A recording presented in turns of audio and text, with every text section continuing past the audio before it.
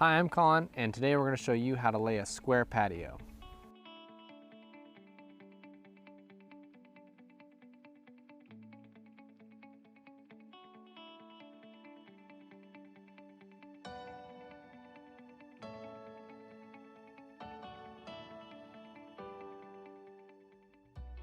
So the first step in this process is to prepare your gravel base. We've already done that. If you want to watch a video on how we prepared this exact gravel base, you can watch our video called How to Lay a Gravel Base.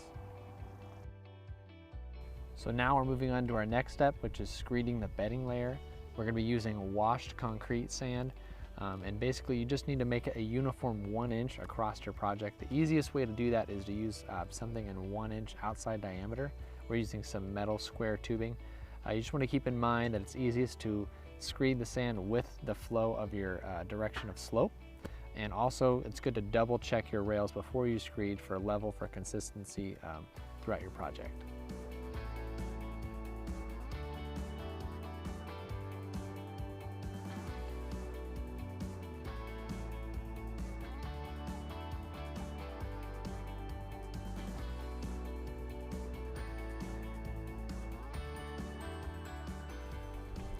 So we've screeded out this first area, and as you're working along here, you're going to be pulling up rails and moving them.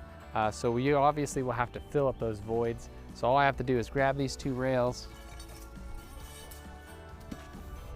reach out and grab this one. You can do this a couple of different ways. One way is to use a broom, and I'll show you how to do that. And the other way, if you have a small area like one of these boot prints, you can use a trowel.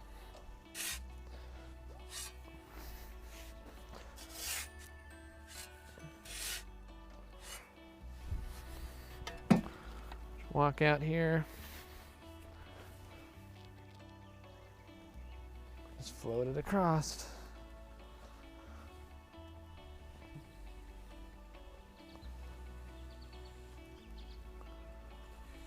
There's one filled void. So we used our screed rails and screed boards to cover our entire area with sand. We made sure we filled our voids from removing the screed rails out of the way, and now we're ready to start laying our stones. So if you took down your string lines to get out of your way while you were screeding, now would be a good time to put those back up so that you can use them as your square reference for laying.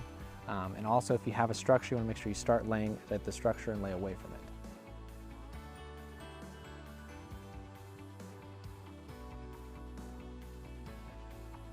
So what we're doing here is we're doing what's called a random layout. And there's two things you want to avoid when doing a random layout. One thing is long, continuous lines within your patio. What you would have to do is just flip-flop a stone or end that line, because the longer it is, the less structure it has. Also, one other thing is four corners meeting together. You also want to avoid that because there's less structure there too. It just creates a point that is weaker because there's less interlock. There's more information on how to do a random layout within our patterns video, how to lay a paver pattern. Also, it's pretty important to use the click and drop method when laying these stones, especially because these stones are much larger. It's harder to pick up and fix the sand underneath these stones. You just want to butt it right up against the corner and drop it down. There's also more information on that in our click and drop blog.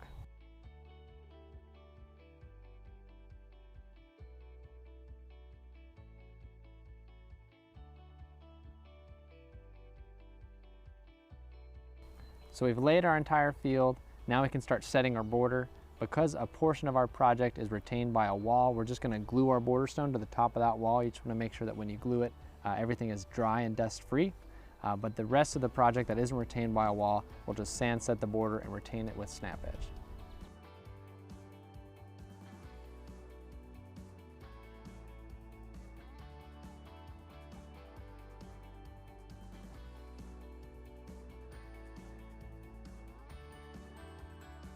So we've glued and laid all of our border. Before we can restrain the rest of it, we need to make a couple cuts.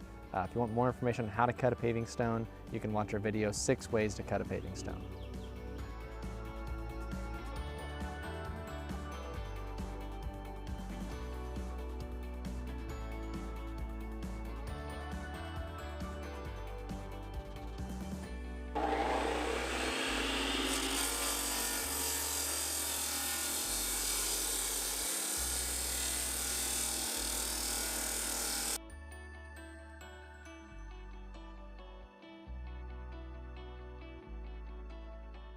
So our last few edges, we're just going to install some snap edge. First, we just need to make sure the sand is nice and moist, so we're going to hit it with a hose. After that, we'll pull the sand away, put in our snap edge, and we'll put a spike for every 8 inches.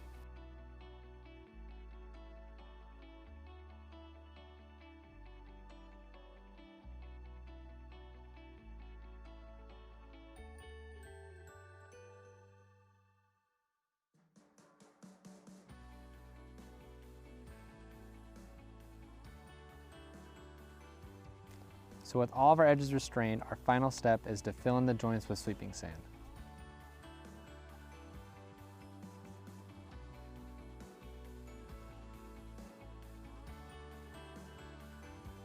With your joints filled with sand, your project is complete and you can enjoy your patio.